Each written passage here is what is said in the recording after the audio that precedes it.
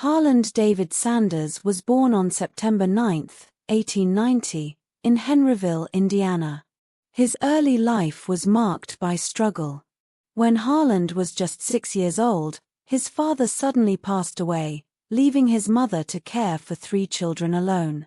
His mother worked long hours at a tomato cannery to provide for the family, and young Harland was forced to step up. While other children played, he learned to cook meals for his younger siblings. Those early experiences gave him both a sense of responsibility and a surprising skill in the kitchen. School was never his strength. By the time he reached 7th grade, Sanders had dropped out, feeling more drawn to work than classrooms. Over the next decades, he drifted from one job to another: farmhand, streetcar conductor, railroad fireman, soldier, insurance salesman, ferryboat operator, and even a lawyer for a brief time. Each attempt ended in either failure or dismissal. By the time most men his age had settled into steady careers, Harland had built a long resume of short-lived jobs. But there was something about Sanders that set him apart. He refused to quit. Every failure became just another lesson. He had no wealth, no stable career, and no clear future. Yet those restless years built resilience and toughness. He understood struggle, he knew rejection, and he had developed skills that would later prove invaluable. At this point, no one could have predicted that this wandering man would someday create one of the most recognized food brands in the world. By the 1930s, Sanders was running a Shell oil service station in Corbin, Kentucky. Travelers often stopped to refuel, and Sanders noticed that many were also hungry. Using his childhood cooking skills, he began serving meals to customers right in the back of the station. At first, it was simple ham, steak, and fried chicken cooked on his own stove. Word spread quickly. His fried chicken, in particular, stood out. Sanders used a unique mix of seasonings and took pride in preparing food with care, unlike many roadside diners of the time. People began traveling from nearby towns just to taste his meals. Soon, the little gas station eatery became more popular than the fuel pumps. Encouraged by this success, Sanders expanded and opened a full cafe across the street in 1939. It seated over 140 people, a huge step forward for a man who had once drifted from job to job. He poured his energy into making it thrive, often working late nights and early mornings. His food was featured in travel guides, and he built a reputation as a man who served not just meals, but hospitality. For the first time, Sanders felt like he had found a true calling. He wasn't rich, but his cafe was proof that his years of failure had not been wasted. He had discovered the recipe for both chicken and personal purpose. As his restaurant grew, Sanders focused on making fried chicken both faster and better. Traditional frying took over 30 minutes, far too long for hungry travelers. After countless experiments, Sanders discovered that a pressure cooker could fry chicken quickly while keeping it juicy and flavorful. This was revolutionary. At the same time, he finalized his secret recipe of 11 herbs and spices. He guarded it closely, mixing the ingredients himself and storing them in a separate location so no one else could copy it. The combination gave his chicken a unique taste that customers couldn't forget. By the early 1940s, his cafe had become famous across Kentucky, and Sanders was awarded the honorary title of Kentucky Colonel by the state governor for his contribution to local cuisine. But just when things seemed secure, disaster struck. In the early 1950s, a new interstate highway was built, bypassing Corbin entirely. Traffic that once flowed past his cafe now sped by miles away. His once busy restaurant emptied, and Sanders' income collapsed. By 1956, at the age of 65, Sanders was forced to close his cafe and auction off his property to pay debts. Most people would have retired in defeat. But Sanders wasn't most people. When Sanders sold his restaurant, all he had left was a $105 Social Security check each month, a few belongings, and his belief in his chicken recipe. Many men his age settled into quiet retirement. Sanders, however, decided it was time to begin again. Armed with his pressure cooker, his spice blend, and unshakable determination, he hit the road. He traveled from town to town in his old car, sleeping in the backseat when he couldn't afford a motel. At each restaurant he visited, he cooked chicken for the owners, offering them a deal: use his recipe, prepare it his way, and pay him a small commission for each piece sold. The road was tough. Sanders faced rejection after rejection, sometimes hundreds of no's before a single yes. Many thought his idea was strange, even laughable. But Sanders persisted. He believed so deeply in the taste of his chicken that he refused to stop. Slowly, he won over his first franchisees. One restaurant, then another, then another. Each success fueled the next. At 65, when most people thought life was winding down, Sanders was beginning the most important chapter of his story. His dream had found new life. By the late 1950s, Sanders' persistence was paying off. He had signed contracts with dozens of restaurants across the United States. By 1960, there were more than 200 franchises serving his Kentucky Fried Chicken. Everywhere he went, people began to recognize the man in the white suit with the black string tie and goatee. He had turned himself into a walking symbol of quality and tradition. Sanders wasn't just a businessman, he was a perfectionist. He visited franchisees regularly, making sure his recipe was followed exactly. He insisted the chicken be cooked only in pressure fryers, using the 11 herbs and spices blend, never altered. His fiery temper sometimes startled people, but his passion was undeniable. Customers trusted the Colonel because he never compromised. KFC quickly became one of the first fast food chains in America. Sanders, who once slept in his car chasing opportunities, was now traveling in style, shaking hands with partners, and seeing his face displayed on signs across the nation. Yet he never forgot his humble beginnings. Every piece of chicken sold was a reminder that persistence, even after years of failure, could create legendary success.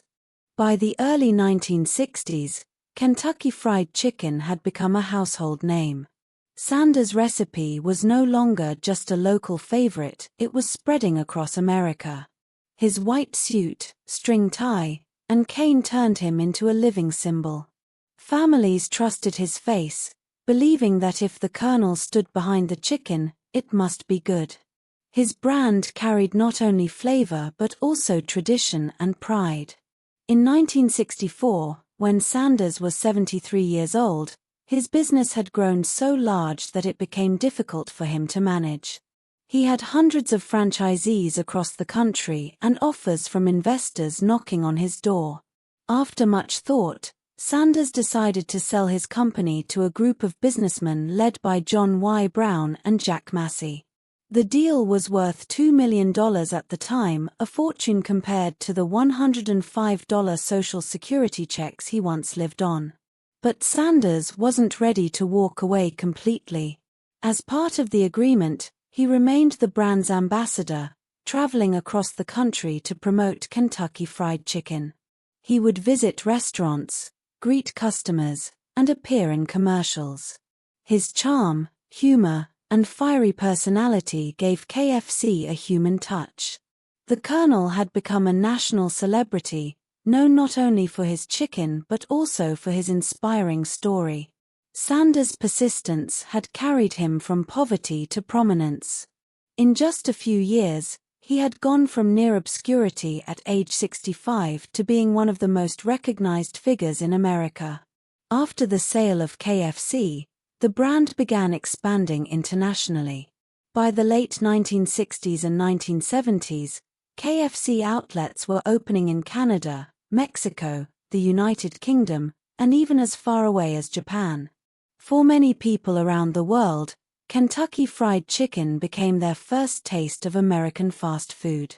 Sanders embraced his role as a global ambassador. Despite his age, he traveled across continents, appearing in grand openings and introducing his recipe to new cultures. His presence reassured customers that the chicken was authentic. Even though he no longer owned the company, he took personal pride in every new location. However, Sanders was also critical when he felt standards slipped. He had spent years perfecting his recipe, and he couldn't stand when restaurants failed to follow it properly. He would angrily confront managers, reminding them that the Colonel's name stood for quality. His fiery spirit sometimes caused tension with the new owners, but it also reinforced the brand's image of authenticity. By the mid-1970s, Kentucky Fried Chicken had become one of the largest fast food chains in the world, second only to McDonald's. Sanders, once a struggling drifter, had turned into an international icon. His story was now inspiring not only Americans but people across the globe who believed that it's never too late to chase a dream. Behind the fame, Sanders' life was not without difficulty. He struggled to accept some changes made by the company after he sold it. He sometimes felt that the food no longer met the standards he had worked so hard to establish. This frustration led him to speak openly, even criticizing KFC at times. For him, the recipe wasn't just a business, it was his life's work. Despite these conflicts, Sanders continued to dedicate himself to promoting his chicken. He visited KFC locations tirelessly, even into his late 80s, often working longer hours than men half his age. His determination and discipline never faded. He once said, "I made a resolve that I was going to amount to something if I could. And no hours, nor amount of labor, nor amount of money would deter me from giving the best there was in me." His personal life also had struggles. He had faced loss, financial ruin, and even periods of despair. Yet he always rose again. Sanders' story wasn't just about chicken, it was about resilience. He proved that life doesn't have to be perfect to achieve greatness. What mattered most was the refusal to give up, no matter the circumstances. As Sanders entered his 80s, his health began to decline. Years of constant travel, late nights, and the strain of being the face of a global brand took their toll. Yet even when his body grew weak, his spirit remained strong. He continued wearing his white suit, greeting fans, and sharing his story. By this time, KFC had grown into thousands of locations worldwide. Children recognized his image before they even knew his name. To them, he was simply the Colonel, a friendly figure who promised good food and warmth. Sanders himself was deeply humbled by the attention. He often remarked that he never expected to become famous, he only wanted to make good chicken. On December 16, 1980, at the age of 90, Colonel Harland Sanders passed away from leukemia.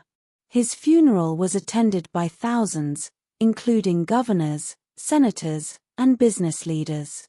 Flags in Kentucky were flown at half-mast to honor the man who had brought pride to the state and joy to millions.